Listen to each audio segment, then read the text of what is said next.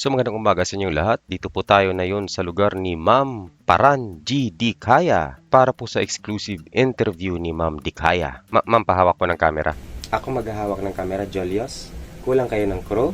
Magandang umaga po sa inyo. Nasaan po pala yung si Mr. Dikaya? Good morning din sa'yo, Jolios. Unang tanong, chismis agad, ikaw naman. Wala na, iniwan na ako ng asawa ko. Di na kinaya. Sumama na sa iba na may kaya. Yung mga anak niyo po, nasaan na po yung mga anak niyo? Yung mga anak ko naman is iniwan na rin ako. Kasi di nila kasi kayang kumain ng tuyo o kaya ng itlog, no, Jolios. So, ayun, ang minimum kasi ng kain nila is 700,000. Ayun, barya kasi sa kanila yan. Pero hayaan na natin, huwag na natin pag-usapan yan. So, tayo na lang ang pag-usapan natin. Ako na lang, ako. Ay, pasensya na po. Ganun po ba? Kailan po pala kayo nagsimulang maghirap? Nung may DPWH na, pero matagal na kaming mahirap, lumala lang.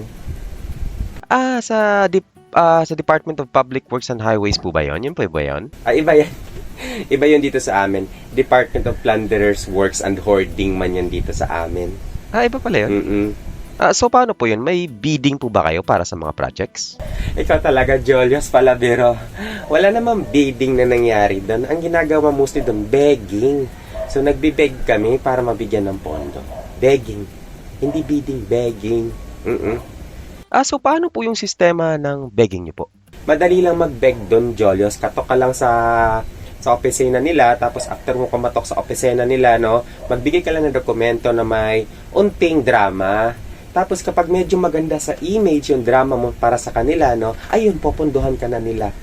Basta nandun yung mukha nila, nakapaskil. Okay na yun. Ganun yung begging process dito. Kaya kami ganito. Ay, ang galing naman pala talaga nila, ma'am, no? Napaka-thoughtful and really into public service talaga. Speaking of services pala, ma'am, Ma'am Parandikaya, no? Balita ko marami kayong luxury vehicles o sasakyan dahil sa mga begging nyo. Luxury vehicles, Jolios? Naku, Jolios, mali na naman yung rinig mo. Baka sa Marites galing yan. Hindi luxury vehicles. Luxury vehicles yun. No? What do you mean by luxury vehicles, ma'am? Luxury vehicles, Julius, kasi every time na may tatawag para maningil sa akin, no? For example, hello? Yes, yes. Oo, yeah, si Ma'am Dikaya to. Ha? Maniningil ka sa sasakyan, sa vehicle namin? Look, sorry, wala akong pambayad. Next time na lang, ha? No payment, no payment. I'm sorry, look, sorry. Ganun yun, no? Marami lang marites sa paligid. Akala nila luxury vehicles. Pero, luxury, walang payment. Walang pambayad. Walang pambayad, Jolios. Ma'am, pwede po ba makita yung mga luxury vehicles nyo? Gusto mo makita yung mga luxury vehicles namin? Sure! Tara sa parking lot namin, tara. Ito yung sasakyan nyo, ma'am. Ang ganda, ma'am, no? So, saan nyo ito nabili? Ma'am, pahawak mo ng... Ikaw nga humawak, ma'am. Di kaya ng cellphone. Ay, iba ka din, Julius. Ako talaga pahahawakin mo, Julius. Teka lang. Sige, ako na magbibideo, Julius, para sa'yo. Okay, explain ko na lang to, Julius, ha? So, itong sasakyan namin na ito, Julius, no? Matagal namin itong binili. Ito yung isa sa pinakamahal na sasakyan na aming nabili doon sa London. No? So, nakita nyo kasi binili namin kasi meron siyang busina, may clutch, tapos nasiswivel pa. Grabe, ang ganda ng sasakyan nyo, ma'am. Oh. Yan, no. Ang ganda ng bubong, ang ganda ng feature nito. Pero ang natutuwa talaga ako dito kasi sa pinto nito, Jolios, ayan, oh. Ayan. Kita mo? May payong. Hindi nyo ginagamit yung ma'am, yung inyong Payong? Bakit? Paano namin gagamitin? Isira na rin naman itong sasakyan, Jolios. Ayun. So, yun yung sasakyan namin, Jolios. So, mamahalin talaga yun. No, galing London.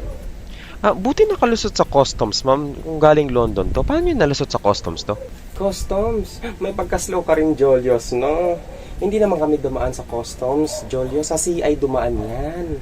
Kung hindi sa customs, ma'am, anong CI po? Ibig sabihin? Mayaman ka kasi, Jolios, kaya di mo alam kung ibig sabihin ng CI, no? Customs lang alam mo, ikaw talaga, Diyos pala, biro ka. CI, Credit Inspection. Pero sabi niyo, ma'am, galing London itong sasakyan nyo. Oo nga, galing London yan. Loan dito, loan doon. Since sa malayo kasi yan namin nakuha or nautang, loan doon. Kaya laging may CI. Sini-CI kami dito. Walang customs. No?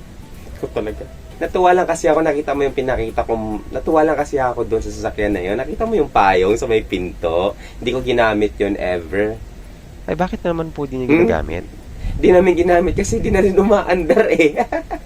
So, yun lang. O, sige na, umalis ka na.